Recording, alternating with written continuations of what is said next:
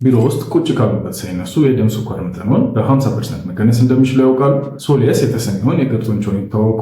ይህ ጡንቻ በኋለኛው የእግሩ የውስጠኛው ክፍል ያለ ሲሆን በሂውስተን ዩኒቨርሲቲ በተካሄደ አስደናቂ ምርምር መሰረት የስኳር መጠንንና የሰውነታችንን የኃይል ውደት ለመቆጣጠር እጅጉን ጠቃሚ ሆኖ ተገኝቷል። ተመራማሪዎቹ እንዳሳወቁት አብዛኞቹ የሰውነታችን ጡንቻዎች ኃይልን ከተከማቸ የሰውነት ግላይኮጅን ሲወስዱ፣ ሶሊየስ ግን የተለየ ነው። ግሉኮስን በቀጥታ ከደም ውስጥ በመውሰድ ለኃይል ይጠቀማል። ይህ ጥናት እንዳረጋገጠው ሆነ ቁጭ ባሉበት መሬትን በእግሩ ጣቶች በመግፋት የሚደረግ የሶሊየስ ፑሽአፕ ከምግብ በኋላ ያለውን የደም ውስጥ ስኳር መንሸራሸር በ52 በመቶ ይቀንሳል። ይህም ከአንዳንድ የጾም ወይም የአካል ብቃት እንቅስቃሴ አይነቶች የበለጠ ውጤታማ ያደርገዋል። ይህንን እንቅስቃሴ እንዴት ማድረግ ይቻላል? እግሮቹን በወለሉ ላይ ጠፍጣፋ አድርጎ ያሳርፉ።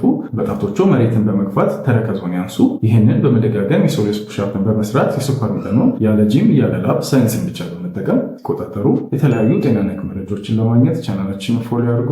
እናመሰግናለን።